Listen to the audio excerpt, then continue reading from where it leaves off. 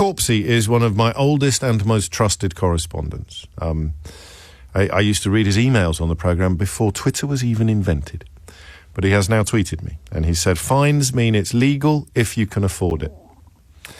The half-term markup is so preposterous that paying the fines can be cheaper and a holiday can be better for a child's development than a week in school.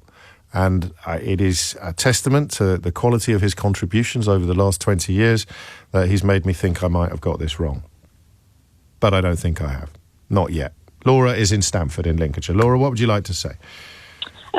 Just that recently I took my two little boys to Lapland, which was amazing, obviously. It's a holiday of a lifetime for us, which meant that they would miss 2 days school. But I sort of factored in the fact that we probably would get a fine, as yet I haven't. So it'd be 120 quid, would it be one per child? Yeah, exactly, which isn't an awful lot to pay for something as special as that. And how much was there a big price difference between doing the trip during the Christmas holidays and doing it during term time? I mean, how big? Obviously, there's only a certain time of the year you can go and do that. Yes. So we did it the last weekend in November, but it ramped up, nearly 3 times the price to go. 3 times the price? Yeah. Oh. And also being a single parent, I've had holidays in previously where I've had to take them in school time because it meant either I couldn't go if we were to go in term time. I couldn't afford it to go in the holidays, but I could afford a week. I'm going to regret doing this one, aren't I? Because because I think I did it before therapy the last time I did this subject, and I've changed so much since I had therapy. Because I would have said, and I'm still going to say it, but I'm saying it through the recognition of how tin-eared it might sound. I would have said, Laura, what happened to the idea that if you can't afford something, you can't have it? Oh, yeah, I completely agree. What? It's to a degree, but it means that actually my children are missing out on a holiday. Yes. Which, when you're on your own, it's quite hard to find the money anyway. But it means that we can go away for a week in term time as opposed to not having a holiday for maybe 3 or 4 years. And the Lapland thing is a doozy, really, isn't it? Because that's it. I was given some money. My mum passed away, unfortunately. She gave me a small amount of money. Oh, you're really boxing. I'm already on the ropes now, and you've just swung your mother passing away to hit me even harder. I wanted to do something really special that I can make memories of my little boys, and that's what I chose to do, and it was worth £120 fine if I got that. If you get it, and there's part of me now that hopes you don't. No, there's all of me. There's all of me that hopes you don't. But the problem is that rules are rules, and albeit that you're mitigating circumstances, if the head teacher was fully aware of them, particularly the fact that they've lost their grandma, the head teacher might have said that's fine.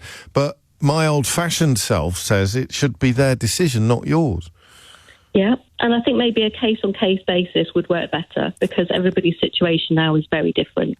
There's some truth in that as well, although if you've got children at 2 different schools, you could end up having one head teacher saying, yeah, that's fine, bon voyage, well, this is it. and the other one saying, no, I'm not going to that. Thank you. I needed a grown-up explanation of why this isn't another black and white binary issue. And you know what? I sometimes pretend that I miss being able to treat these issues as black and white and binary, but I promise you that I don't. It makes better radio, and I'm a much healthier person for not actually being able to cling onto the saddle or the reins on my high horse. But I still think there's a problem here, and we will invite teachers to explain to us why.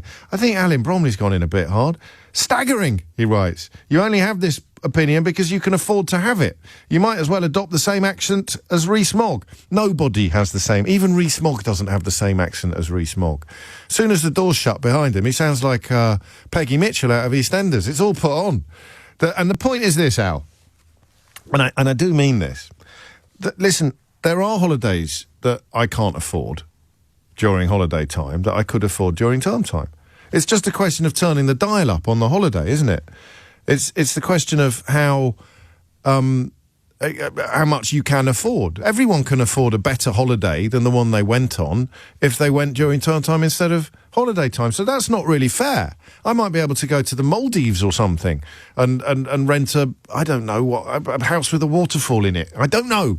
But the things that I can't afford to do during the school holidays that I probably could, especially if it's as big a markup as the one Laura has described, that I could afford during term time. But I don't do it. So it's not fair to say that I'm being ultra-privileged. At least I don't think it is, Al. It's certainly not staggering, and I will never adopt the same accent as Jacob Rees-Mogg.